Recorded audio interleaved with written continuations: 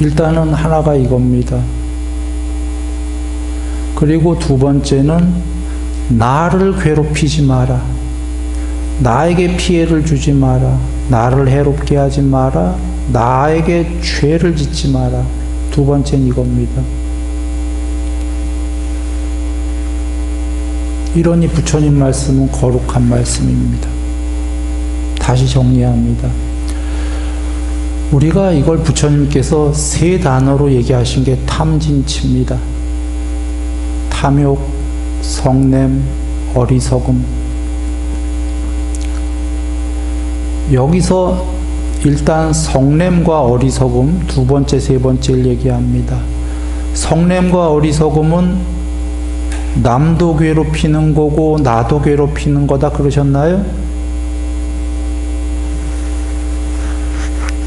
그래서 화를 내지 마라 하신 게 그거 남을 괴롭히는 거기 때문에. 남을 괴롭힌다는 건 좀 전에 뭐라고 그랬죠? 부처님이 죄다 그랬어요, 이 세계에서. 남을 괴롭히면 그걸 나도 필히 나중에 받을 것이다. 그런데 나중에만 받는 게 아니라 지금 받는다고 그러셨어요. 지금 뭘로 받아요? 남에게 화를 내면 내 마음은 편안한가요? 내 마음은 분열이 된다, 오염이 된다. 오염과 분열은 단어가 다르지 내용은 같은 거예요. 내 마음이 늘 안절부절 분열이 돼. 이게 정신분열이에요. 어리석음, 진치, 치, 교만자마 나만. 어리석음은 남을 괴롭히고 나를 괴롭히는 거 맞나요? 남을 괴롭히고 나를 괴롭히는 거기 때문에 마음에 분열이 되고 마음이 오염이 된다. 지금 분열이 돼서 정신분열, 마음분열, 마음이 불안하고 불행하고 지금만이 아니라 나중에 업보로 받게 된다.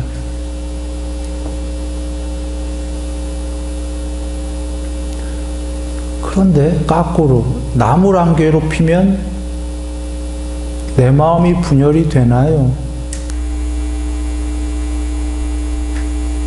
행복해. 요약하면 부처님께서 탐진치 중에 성냄과 어리석음은 지금 끝내라 그러셨어요.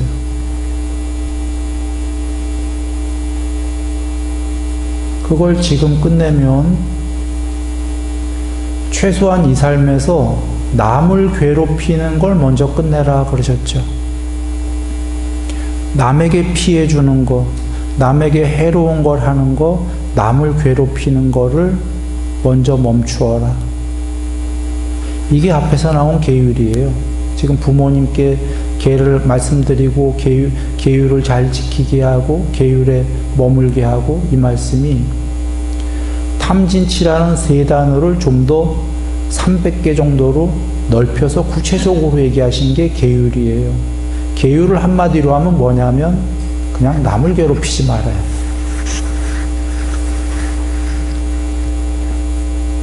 남만 안 괴롭히면 된다 이 얘기예요.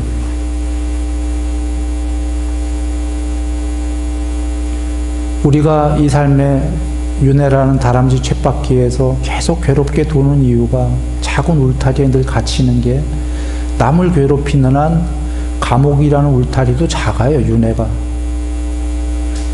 빈익빈 부익부라고 괴로울수록 괴롭고 가난할수록 부자는 더 부자가 되는 구조인데 남을 괴롭히면 더 작은 감옥에 자꾸 갇혀서 자기를 더 괴롭히는 그런 꿈을 계속 꾸게 돼요. 남을 안 괴롭히면은 넓은 감옥이 돼요. 그것도 아직 감옥이지만 넓은 감옥에서 자유로운 감옥, 그래도 아직 해탈은 아니지만 남을 안 괴롭히면서 자유로운, 나도 안 괴롭히는 열린 마음, 갇혀있는 마음이 아니고 한 5성급 호텔이 아니라 700성급 호텔, 그것도 감옥은 감옥이지만 그래도 행복한 감옥.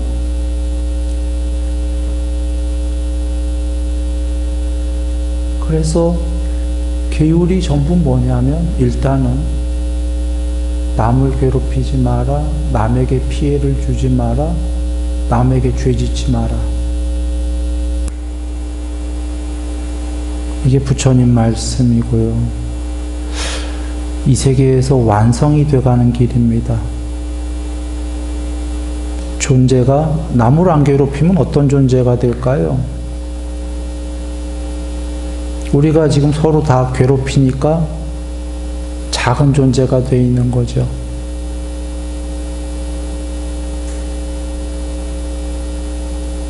그래 돌아와 이것이 성냄과 교만을 일단 먼저 없애가라는 거고요.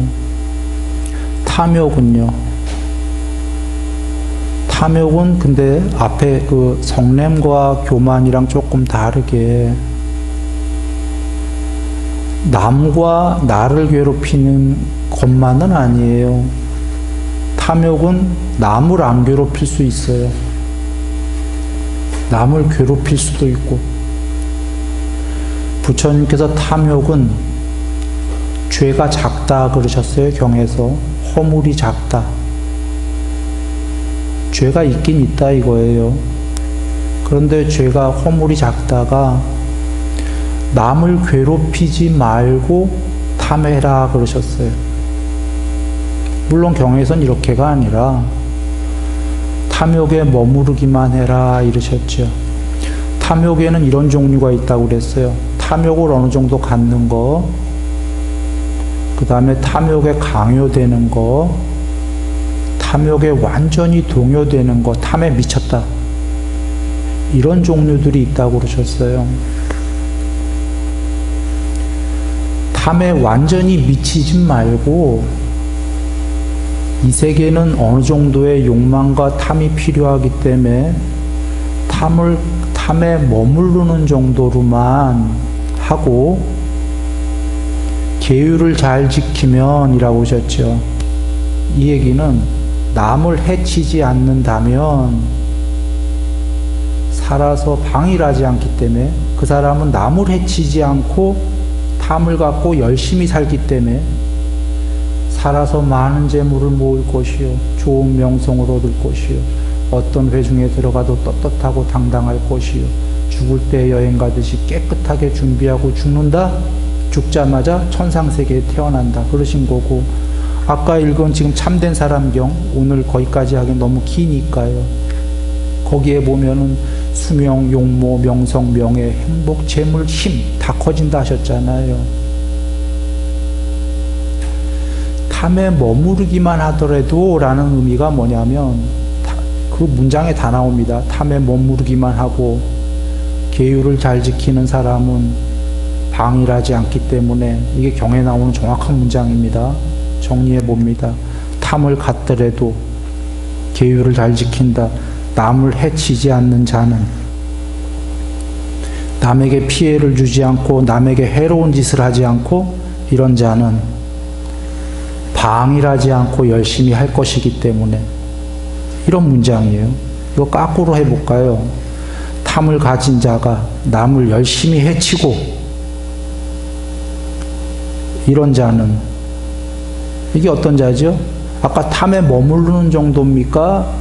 탐을 갖고 남을 해치는 자는 탐에 완전히 동요된 자입니까? 탐에 미친 자지. 탐에 완전히 강요됐기 때문에 남 뒤통수 쳐서라도, 도둑질해서라도, 남을 해야서라도 돈을 뺏어야 되는 사람들이에요. 이 사람들은. 이 사람들 방일하지 않고 자기가 열심히 해서 벌까요? 한탕주의일까요? 이 사람들은 방일해요. 그냥 남 뒤통수 쳐서 뺏을 생각만 하니까. 지금 부처님이 탐을 가진 사람의 두 부류를 얘기하신 겁니다. 여기 탐에 완전히 미친 자들이 누구냐면, 간단하게 얘기하면 남을 해치면서 탐하는 자들이에요.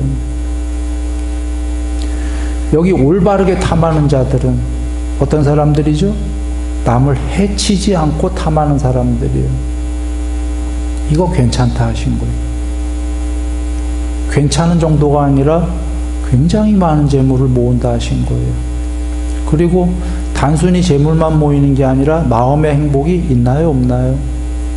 굉장히 행복하다. 여기 남을 해치는 자들은 이건 불행하다. 그래서 정리하면 이렇습니다. 탐진치 중에 진치는 남을 분명히 해친다. 그래서 그건 하지 마라 하신 건데, 진치는 남도 해치고 나도 해친다. 탐만은 두 가지가 있다. 탐도 남도 해치고 나도 해치는 경우도 있고, 또 하나는 남을 안 해치는 경우에 탐이 있다. 남을 안 해치는 거를 방법론적으로 어떻게 하면 안 해칠까? 그게 계율이에요.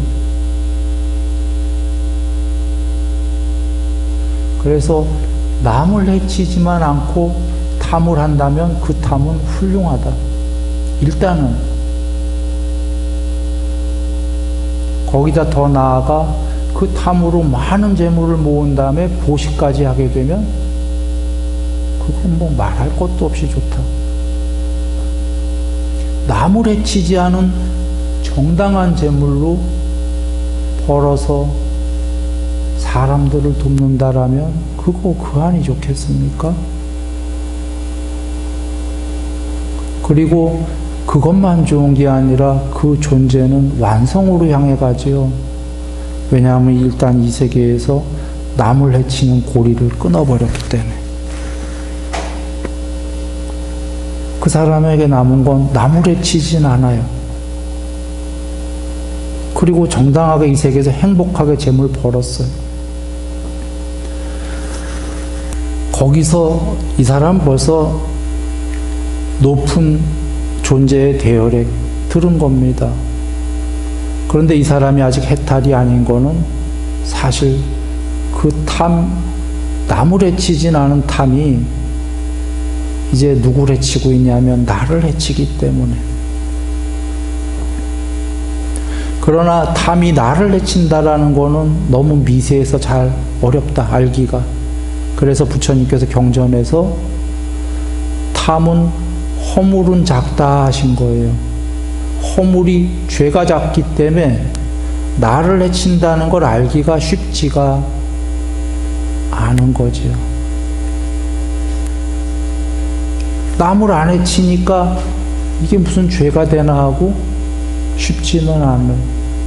근데 그게 허물이 있다라는 건 죄라기보다 더 높은 존재로 갈 때에는 그 재물이 감옥이다라는 걸 알고 결국은 버리기 시작해요. 그러나 오늘은 그 얘기까지 가지는 않겠습니다. 긴 얘기이기 때문에 요약을 하는 게 돌아옵니다. 탐진치 중에 부처님 말씀이 쉽게 얘기하면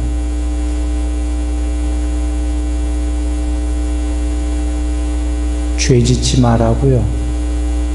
죄를 짓는 동안 마음에 분열이 있고 마음에 오여번이 있고 인과응 모르고 죄의 대가를 반드시 받을 거다.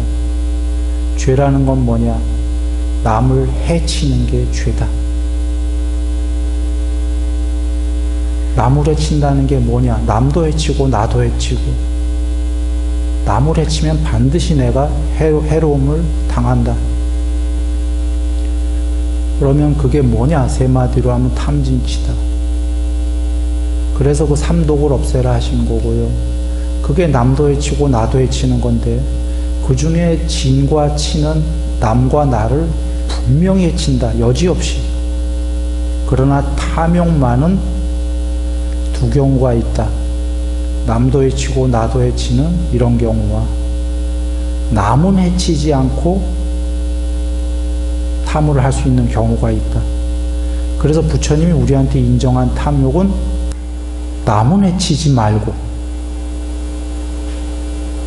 이것을 인정하셨고 사람뿐이 아니라 신들도 탐을 하고 있다. 신들도 괜찮다. 아직 해탈이 아니기 때문에요. 신들도 어떻게 신이 되셨냐면 남을 해치지 않고 탐을 한다. 더 높은 존재들은 최소한 탐을 하더라도 낮은 존재들이 남의 뒤통수 치고 남을 해쳐가면서 탐을 한다. 그러면 남을 해치지 않고 탐을 하게 되면 수명, 용모, 명성, 명예, 행복, 재물, 힘이 다 커지는데 남을 해치지 않고 탐하는 게 뭐냐? 계율이다. 그러나 계율이 복잡하고 막 너무 많어 어렵다 하면은 계율 다 알 것도 없다 이 소리예요. 그냥 한마디로 어떻게 이 세계에서 남을 해치지 않고 잘 살아갈 것인가. 이 사람은 남을 해치지 않고 마음의 탐욕은 있기 때문에 방법이 뭐 있어요? 자기가 열심히 하는 길밖에. 방일하지 않고 열심히 해서 그 많은 것이 이루어질 것이다. 그리고 거기에 플러스 하나를 얘기한다면 그렇게 해서 재물이 잘 모이면 주위를 돕는다. 왜냐하면 주위를 돕는 만큼이 그 사람의 크기예요. 존재의 사이즈예요. 10명을 돕는 사람은 몸이 10배가 될 거요. 10,000명을 돕는 사람은 마음이 10,000배가 될 거다. 비유입니다. 보시면 신들은 세상을 많이 도와요. 범천은 신들의 왕은 더 도와요, 신보다. 가끔 근데 화도 있으시지, 아직은. 그러나 부처님을 보셔요. 부처님은 남에게 해를 끼칩니까? 안 끼칩니까? 안 끼쳐. 부처님은 당신 자신에게 해를 끼치나요? 안 끼치나요? 당신 자신에게도 해를 안 끼쳐. 이 얘기는 탐욕을 완전히 소멸했기 때문에 아까 남을 해치지 않고 탐을 한다 이 경우도 아니죠. 탐을 완전히 소멸하셨어요. 이 얘기는 남과 당신 자신에게 전혀 해를 안 끼쳐. 이것만으로도 거룩하신데 부처님은 자비로 모든 한 명도 빠짐없이 모든 중생을 다 자비하나요? 안 하나요? 자비해. 본인은 남과 당신 자신에게 해를 하나도 안 끼치고 모든 존재를 사랑해요. 이러니 완전한 존재신 거죠. 존재를 초월한. 뭔 얘기하냐 돌아와. 아까 보시 얘기인데 자비인데 보시의 끝판이 자비입니다. 보시를 10,000명을 사랑하고 100,000명을 사랑하고 100,000명을 사랑하면 그가 신이 되고 더 나아가면 신들의 왕이 되고 존재가 높아지는 거다. 돌아와 요약하면 남과 나를 해치지 않고 남을 주로 해치지 말고 더 나아가 남을 사랑한다면 그거의 출발이 보시다. 남을 해치지 않고 사랑한다면 그는 완성을 향해 가는 것이다. 그 얘기죠.